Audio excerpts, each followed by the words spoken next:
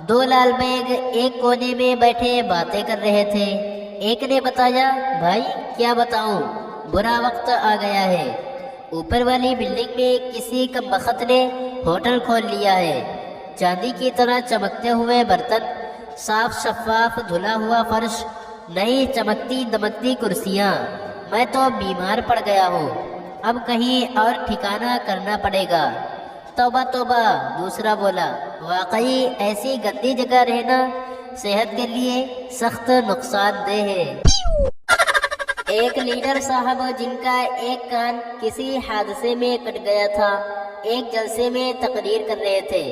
दौराने तकरीर वो सीने पर हाथ मारकर बड़े जोश से बोले, मैं कौम के लिए अपनी जान भी कुर्बान करने को तैयार हूँ। मजमा में से आवाज आई, कान कटे की कुर्बानी जायज नहीं। एक खातून ने अपने पड़ोसन से कोई किताब मांगी। हमसाई ने कहा, मैं अपनी किताब किसी को नहीं देती, जिसको पढ़ना हो यहाँ आकर पढ़ ले। कुछ दिन बाद हमसाई को झाड़ू की जरूरत पड़ी। उसने उस खातून से झाड़ू मांगी। खातून ने कहा, मैं अपनी झाड़ू किसी को नहीं देती, जिसको झाड़ू देनी हो यहाँ आकर दे जाए।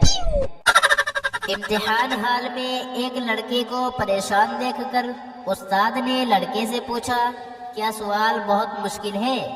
लड़के ने जवाब दिया, जी नहीं। उस्ताद ने पूछा, तो फिर चुपचाप क्यों बैठे हो? लड़का बोला, जनाब सोच रहा हूँ कि इस सवाल का जवाब मेरी कौन सी जेब में है। एक बड़े बड़े बालों वाला आदमी हज्जाम की दुकान पर हजामत बनवाने गया। हज्जाम ने उसको बिठाया और हजामत करने लगा। आदमी काफी देर बैठा रहा। तंग आकर उसने हज्जाम की तरफ देखा तो वो उसे अपने सर पर कंघा फेरता नजर आया। वो झुंझलाकर बोला, ये क्या कर रहे हो? हज्जाम ने जवाब दिया, कैंची तलाश कर रहा हूँ जो तुम्हारे बालों में खो गई है।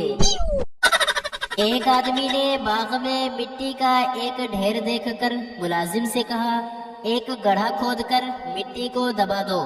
नौकर ने कहा, हुजूर तो फिर उस गड्ढे की मिट्टी कहाँ जाएगी? मालिक बोला, अहमक, उसके लिए दूसरा गड्ढा खोद लेना। प्रोफेसर साहब क्लास में लेक्चर दे रहे थे। सामने बैठा हुआ लड़का इधर उधर देख रहा था। प्रोफेसर ने उससे कहा, मुझे यकीन है कि तुम मेरा लेक्चर गौर से नहीं सुन रहे। तालिबे इल्म ने कहा, दुरुस्त है जनाब, क्योंकि अगर मैं आपका लेक्चर गौर से सुनता तो इन सब की तरह सो गया होता।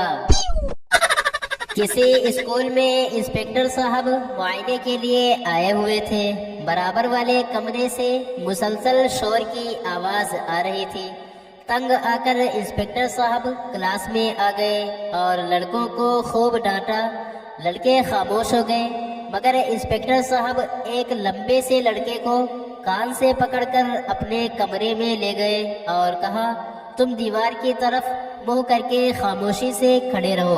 10 मिनट बाद एक छोटा सा लड़का आया और कहा, जनाब हमारे मास्टर साहब कब तक यहाँ खड़े रहेंगे?